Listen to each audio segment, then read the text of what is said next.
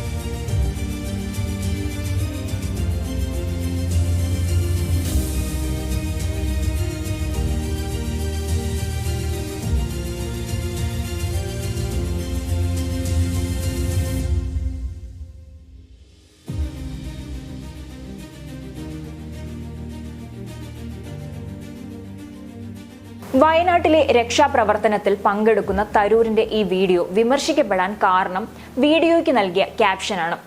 Social മീഡിയയിൽ വ്യാപകമായാണ് ഈ video ദൃശ്യങ്ങൾ പങ്കുവയ്ക്കപ്പെട്ടിട്ടുള്ളത്. വയനാട്ടിലെ മറക്കാനാവാത്ത ചില ഓർമ്മകളുടെ ദിനം എന്ന് കുറിച്ചുകൊണ്ടാണ് ശശി തരൂർ വീഡിയോ പങ്കുവച്ചത്.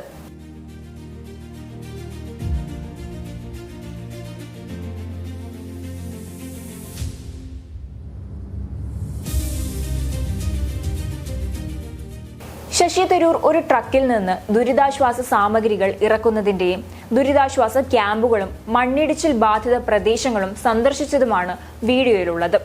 BJP നേതാവായ അമിത് മാളവ്യ ശശി തരൂരിനെതിരെ ഇതുമായി ബന്ധപ്പെട്ട് രൂക്ഷ വിമർശനമാണ് ഉന്നയിച്ചത്. ശശി തരൂരിന് മരണങ്ങളും ദുരന്തങ്ങളും മറക്കാനാവാത്ത ഓർമ്മകളാണ് എന്നായിരുന്നു അമിത് മാളവ്യ പ്രതികരിച്ചത്. എന്നാൽ തരൂർ പങ്കുവച്ച വയനാട്ടിൽ നിന്നുള്ള വീഡിയോ വിവാദമായതിന് പിന്നാലെ വിശദീകരണവുമായി അദ്ദേഹം തന്നെ രംഗത്ത് വന്നു.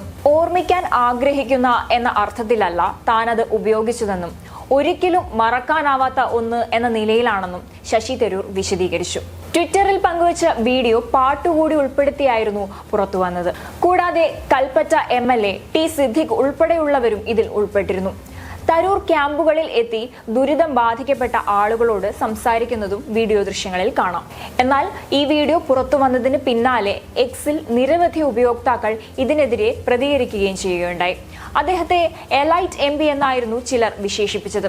കൂടാതെ ദുരിതബാധിത മേഖലയായ വയനാട്ടിലേക്ക് അവിസ്മരണീയമായ ഒരു ദിവസം ആഘോഷിക്കാൻ അദ്ദേഹം പോയെന്നും അവർ ആരോപിച്ചിരുന്നു. അതേസമയം വയനാട് ഉരുൾപൊട്ടൽ അതിതീവ്ര പ്രകൃതി ദുരന്തമായി പ്രഖ്യാപിക്കണമെന്ന് ആവശ്യപ്പെട്ട് ഡോക്ടർ ശശി തരൂർ MP കേന്ദ്ര ആഭ്യന്തര വകുപ്പ് മന്ത്രിയായ അമിത് ഷായ്ക്ക് കത്ത് നൽകിയിരുന്നു.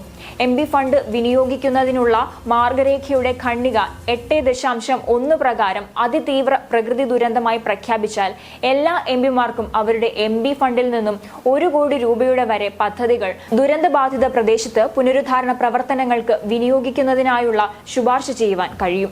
അതിതീവ്ര പ്രകൃതി ദുരന്തമായി പ്രഖ്യാപിക്കാൻ കേന്ദ്ര സർക്കാർ തയ്യാറായാൽ പറഞ്ഞറിയിക്കാനാവാത്ത വിധം ദുരിതത്തിൽ കഴിയുന്ന ദുരന്തബാധിത പ്രദേശത്തെ ജനങ്ങൾക്ക് വലിയ ആശ്വാസം നൽകുന്ന നടപടിയായിരിക്കും അതെന്ന് ശശി തരൂർ MP പറഞ്ഞു. വയനാട്ടിലെ ഉരുൾപൊട്ടൽ ദുരന്തത്തിന്റെ തീവ്രത വിവരണാതീതമാണ്. ആ പ്രദേശത്തെ ജനങ്ങൾക്ക് നഷ്ടമായതിനൊക്കെ പകരമാകില്ലെങ്കിലും അവർക്കായി പരമാവധി സഹായം നമ്മൾ ചെയ്യണം. ആകെ തകർത്തെറിയപ്പെട്ട ഗ്രാമങ്ങൾ പുനർനിർമ്മിച്ച് അതിജീവിതർക്ക് ആശ്വാസം എത്തിക്കേണ്ടത് രാജ്യത്തിന്റെ കടമയാണെന്നും ശശി തരൂർ കത്തിൽ ചൂണ്ടിക്കാട്ടി.